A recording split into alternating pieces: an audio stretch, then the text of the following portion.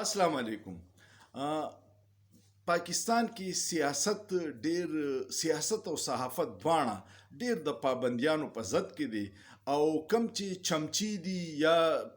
سری ټیټ کړي دي آی خلکو د پاره مزي دي او څوک چې د دې ملک سره مخلص دي او وای چې دا غلط کار کیږي دا لوټ مار بند کې اټول سزاوار دي. کو هغه صحافیان دي کو شاعر دی احمد فرهاد غریب اغوا دی پته نه لګي پوره ریاست ناکامه دی چې هغه را پیدا کی اسلام آباد های کورټ کې تاسو ګوره په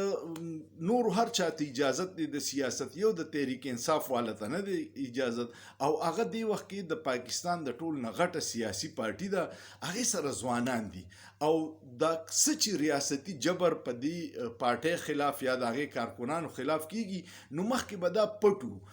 په بوټو سیب دور کې چې د پیپلز پارټي سره سکه د پټي وی به نه خو د دنیا خلکو له کوړې پانسیاني جیلونو او پټي وی به خودل چیر ټیک دي خو د دوی بدقسمتي دا ده چې سوشل میډیا رااله نو هر شي مخې ته راځي او دا ځوانان چې دي دا شپږ کروړه دي دوی به را روان د دوی عمرونه دي د 25 نه د 30-35 سال پورې او دوی به را روان 30-40 سال ووټه چې په دې ملک کې به خپل فعال کردار کوي نو چې د دوی ذهنونو کې تا کم نفرت ورکو دا بستانه داغه اظهار کوي او دا نقصان دی دا به زموږ ریاست ته ډیر لوی نقصان وکړي د خدای د پاره هوش وکړي. عمران خان د دوی خبرې نه مني. عمران خان وی په جیل کې مې مړ کې خدا تاسو چې سم 2 نمبري کوي دی ته نه امتیار دا غي نتیجه دا ده چې بیګا د شپې په نیمه شپه باندې سی ډي ای او پولیس او دا غزه ډیپټي کمشنر تلی دي او دا باندې کړی دا چې د عمران خان د سیکریټریټ چې د تحریک انصاف دا تجاوزات دي نیمه حصے غورځولې ده او نور سیل کړی دي. اوس په اسلام آباد کې په زرګونو کورونه په تجاوزاتو کې دي نو هغه ته سندې ویلې بیا د تجاوزاتو یو طریقې کار دی تبا یو نوټس ورکې کو جواب رانغه دویم باور کې کو جواب رانغه دریم نوټس باور کې او دینه پس به س عملی اکشن علی نو دوی بیا چې ته ورانه سیکریټری د ورځې راشه نو چې لیګل کار کې نو غیر قانوني دی سیکریټری نو د ورځې راشه خو تاسو غلط کار کې نو ځکه په نیمه شپه راغلی خو په نیمه شپه دنیا وا خلک کیمرو په مخې ته بلډوزر او دار سورانول او دنیا قتل. پارټیانې په بلډینګونو نه چلیږي پارټیانې په نظریه چلیږي او نظریه چې کله عوام ته ورسي نو هغې ته دغه سي اقداماتو ضرورت نشته خو داسې اقدامات چې حکومت او ریاست د عوامو خلاف کوي هغه نور کې نفرت پیدا کوي او د هغوی هغه مزاحمت چې دی اسیوا کیږي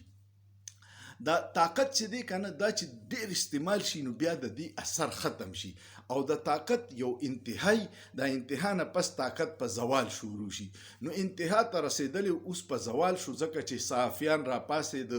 ججان را پاسې د سیاست والا ورکران را پاسې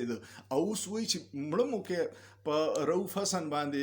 اجراګانو حمله وکړه هغه په سبا په خوګ مخ باندې وی چې زیرا توخه چې کم زه ته درشمه مړ می کا خو ستا خبره نه منم ستا سره اختیار دی زما د مړ کېدو خو د منلو اختیار ساسا نه دی ازما سره دی نو د دې سره نفرت نور پیلاویږي. نن اوس پنجاب اسمبلی کې مریم بیبي دلی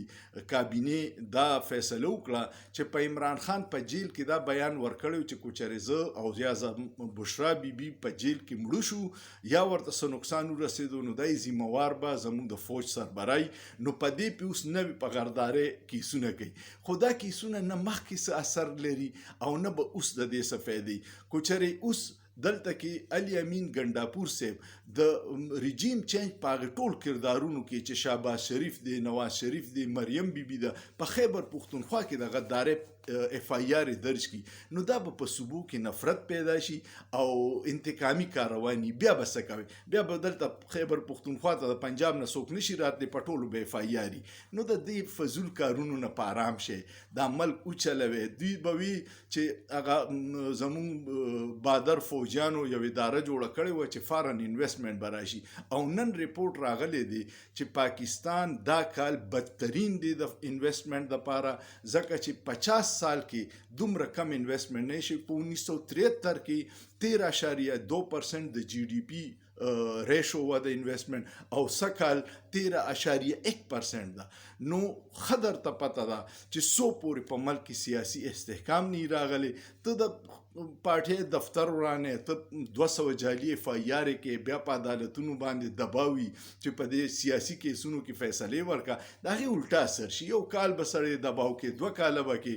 ډېر ډیکټیټرانو ډېر مارشل لاګانې لګولې، اخر زوال راشي. د خدای د پاره هر محب وطن پاکستاني په دې حالات پریشان دي. د ملک د 25 کروڑ عوامو دي، خلق د خندا شو. ابل اور د انډیا غ وزیر اعلی د دلی چې دی هغه وی چې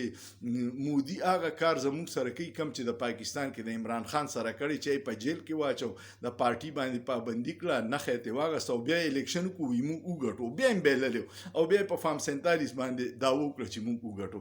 دغه طریقو سره ملک نه چلیږي. اوس دا د سوشل میډیا دور دی. دغه حمله چې کومه شوې ده په ریډ زون کې په تحریک انصاف په ترجمان باندې، دا په سوشل میډیا باندې کروڑونو خلکو په دنیا کې وکتله. په داسې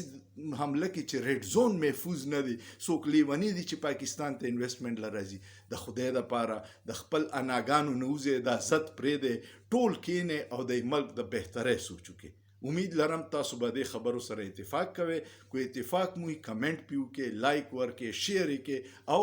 سوچ پیو کې. په سوچ کې څه ګناه نشته.